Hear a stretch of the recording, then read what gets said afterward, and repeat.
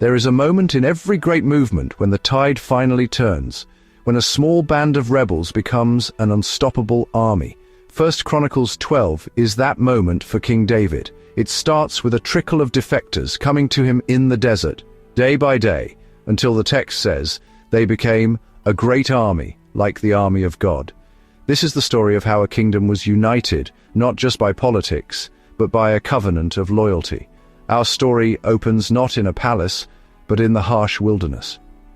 David, anointed to be Israel's next king, is a fugitive. Hunted by King Saul, forced to hide in caves and foreign towns like Ziklag. Each day David faces danger and uncertainty, his loyal followers outnumbered and outmatched. Yet even in exile, word spreads of David's courage and faith. Discontent grows under Saul's unstable rule, and whispers of hope begin to circulate. Israel is fractured, longing for a leader who can unite and heal the nation. In the wilderness, David becomes a symbol of hope, a king in waiting, forged by hardship. This crucible shapes his character and deepens his faith, preparing him to lead a broken people. Far from power, the foundation of David's future kingdom is quietly laid. Men of valor begin to see in David not just a warrior, but the answer to Israel's prayers. The wilderness is not just a place of hiding, it's where a true king is made.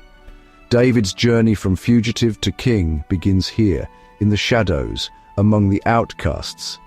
The story of Israel's greatest king starts not with a crown, but with a call to endure.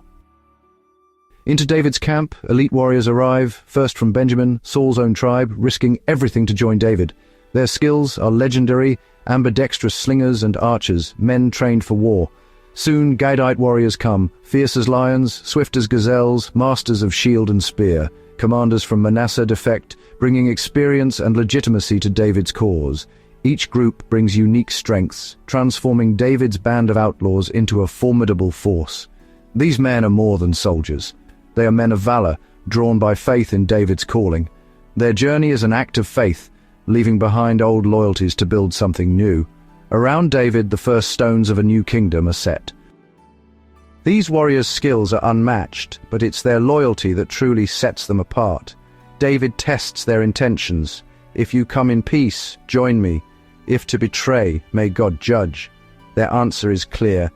We are yours, David, a pledge of unwavering allegiance. In a time of shifting loyalties, their commitment forges a brotherhood.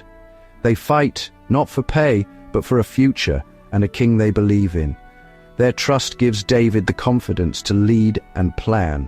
Skill and loyalty together make David's army a force to be reckoned with. Their devotion is proof of David's right to rule. After Saul's death, support for David surges.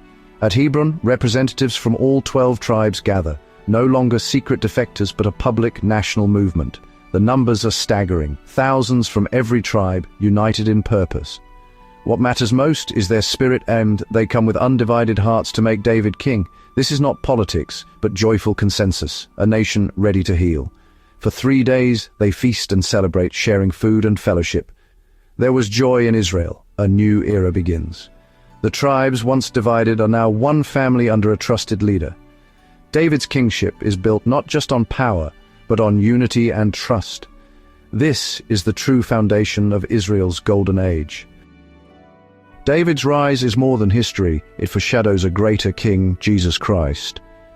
Like David, Jesus gathers followers who leave everything, trusting in a kingdom not yet seen. The unity at Hebron points to Christ's work, breaking barriers, making one people from many. David's mighty men mirror Christ's followers, diverse, loyal, each bringing unique gifts. Our battle is spiritual, our loyalty to the King who unites all. The feast at Hebron hints at the ultimate celebration, the wedding supper of the Lamb. David's story is a signpost, a shepherd king gathering a scattered flock, pointing to Jesus, the Good Shepherd. In David's journey, we glimpse the promise of a perfect kingdom to come. Are you ready for the next chapter? Just click here to go straight to it.